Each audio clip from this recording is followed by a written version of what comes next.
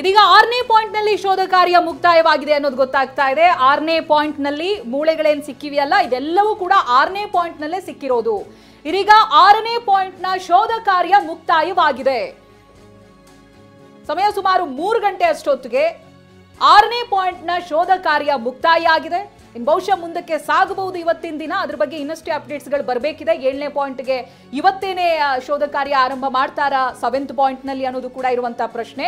But ಈಗ ಬರ್ತಾ ಇರುವಂತಹ ಮಾಹಿತಿಯ ಪ್ರಕಾರ 6ನೇ ಪಾಯಿಂಟ್ ನಲ್ಲಿ ಮೂಳೆಗಳೇನ್ ಸಿಕ್ಕಿವೆಯಲ್ಲ ಈ ಪಾಯಿಂಟ್ ನಲ್ಲಿ ಶೋಧ ಕಾರ್ಯ ಮುಕ್ತಾಯವಾಗಿದೆ ಅಂತ ಹೇಳಿದ್ರೆ ಬಹುಶಃ ಅಲ್ಲಿರುವಂತಹ ಅಧಿಕಾರಿಗಳ ಪ್ರಕಾರ ಆ ಜಾಗದಲ್ಲಿ ಏನ್ ಸಿಗ್ಬೇಕಿತ್ತು ಅವೆಲ್ಲವನ್ನು ಕೂಡ ಅವರು ಕಲೆಕ್ಟ್ ಮಾಡಿದ್ದಾರೆ ಅಂತ.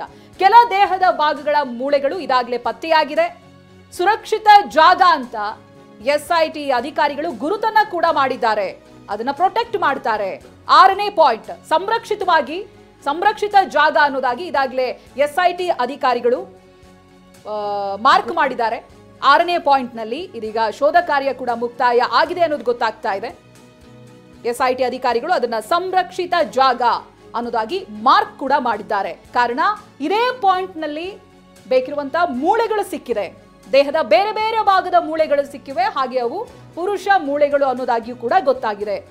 ಅದರ ಸಂಪೂರ್ಣ ವಿವರವನ್ನ ಆಗ್ಲೇ ನಾವು FSL ತಜ್ಞರ ಮೂಲಕವಾಗಿ ನಿಮಗೆ ನೀಡಿದ್ವಿ. ಯಾವ ರೀತಿಯಾಗಿ ಮೂಳೆಗಳು ಸಿಕ್ಕಂತ ಸಂದರ್ಭ ಮುಂದಿನ ಪ್ರೊಸೀಜರ್ FSL ತಂಡ ನಡೆಸುತ್ತೆ.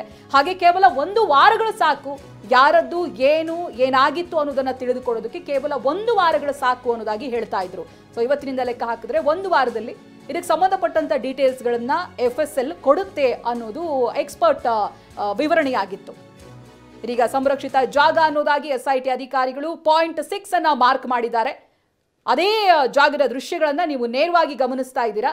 ಹೇಗೆ ಪರದೆಯನ್ನ ಕಟ್ಟೋ ಮೂಲಕವಾಗಿ ಯಾವಾಗ ಮೂಳೆಗಳು ಸಿಕ್ತಲ್ಲ ತಕ್ಷಣಕ್ಕೆ ಪರದೆಯನ್ನ ಕಟ್ಟಿ ಅದನ್ನ ಸಂಪೂರ್ಣವಾಗಿ ಸೆಕ್ಯೂರ್ ಮಾಡಿ ಮುಂದಿನ ಶೋಧ ಕಾರ್ಯವನ್ನ ನಡೆಸ್ತಾ ಇದ್ರು. ಹಿಟಾಚಿಯ ಒಂದು ಬಳಕೆಯನ್ನ ಮಾಡಿಕೊಂಡು ವೇಗವಾಗಿ ಶೋಧ ಕಾರ್ಯವನ್ನ ಮುಂದುವರೆಸಿದ್ರು. ಅದಾದ ನಂತರ ಮತ್ತೊಂದಷ್ಟು ಮೂಳೆಗಳು ಸಿಕ್ತು. ಇದೀಗ ಅದನ್ನ ಸಂರಕ್ಷಿತ ಸ್ಥಳ ಅನ್ನೋದಾಗಿ ಮಾರ್ಕ್ ಮಾಡಿ ಆ ಕಾರ್ಯವನ್ನ ಸಂಪೂರ್ಣಗೊಳಿಸಿದ್ದಾರೆ ಪಾಯಿಂಟ್ 6 ಅಲ್ಲಿ.